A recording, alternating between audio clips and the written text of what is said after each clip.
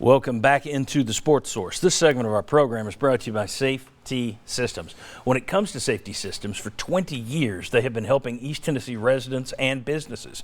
Security and camera systems, life and fire safety systems, testing fire safety security systems for businesses so you're up to code, and top audio video systems for your home or communication systems for your office. Safety Systems, whatever you need, check them out. SafetySystems.com. Give VFL J.J. Surlis a call this week. Okay, we are back to talk more basketball with Mark Pankratz. Last week, he talked about Tennessee spacing and how he'd like to see it spaced out a little bit more.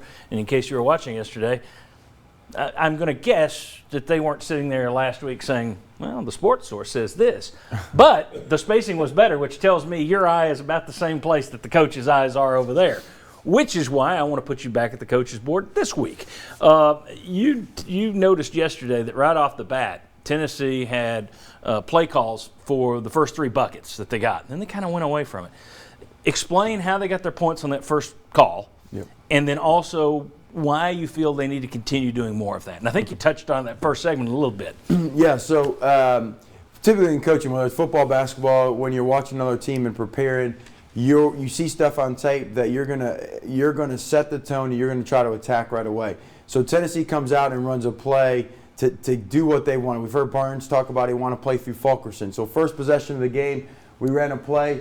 You saw Pons come down here. Santiago comes off a little brush ball screen, comes here, and then Pons exits, so he comes here and stays high. We talked about it last week, having guys on the offside moving interchange. So Bowden came up to keep the defense occupied. So then Santiago comes here, comes off a ball screen by Fulkerson, who had come up, and then Josiah comes up, and Santiago passes it to Josiah. Fulkerson, after setting his ball screen, rolls. Fulkerson's a guy that against anybody is not a guy that can fight for position. So the coaches wanted to get the game initiated playing through Fulkerson. So they created a post-up opportunity for Fulkerson. Santiago swings it back to Josiah. Josiah passes in. Fulkerson gets the first basket of the game.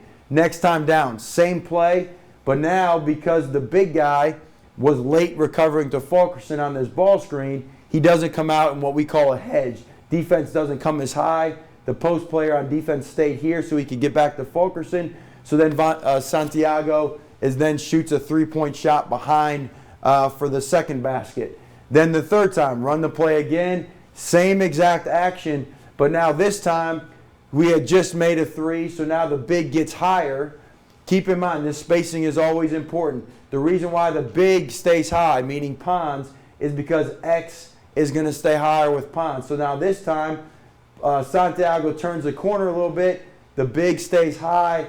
There's no help on the backside. So now Fulkerson, because Josiah comes high, X here is high because last time he passed it into Fulkerson, so he wants to deny this pass, thinking it's going to be a post-up for Fulkerson.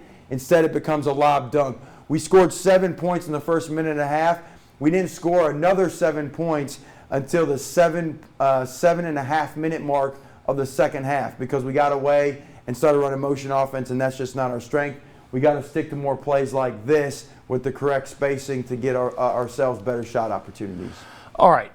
Why not do this more often? I mean, when you look at a team that's do you think they will start having more play calls? Yeah, I don't want to discredit that the coaches just went away from doing any sort of play calls. Guys got to make shots. Bowden can't go 1 for 17 and all that type of stuff. But it's in regards to keys. I mean, when you start a game and you have a play design, you know exactly where to go. Your thought isn't on the last missed shot or the defensive drive that you gave up. Your spacing is about perfect. And so then we're running plays and we just weren't as well spaced, and the lane gets more clogged, so we can't drive it. So they were doing plays. There were some other play actions to where how Fulkerson is able to get to the post.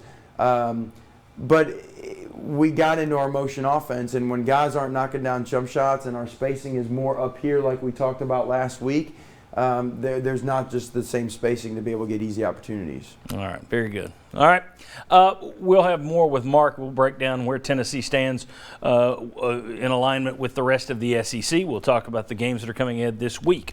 When we come back next, no moves on the staff front for Jeremy Pruitt.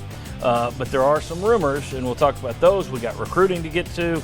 We got Jeremy Pruitt kind of making Tennessee into Georgia North. We'll discuss all that. Going back.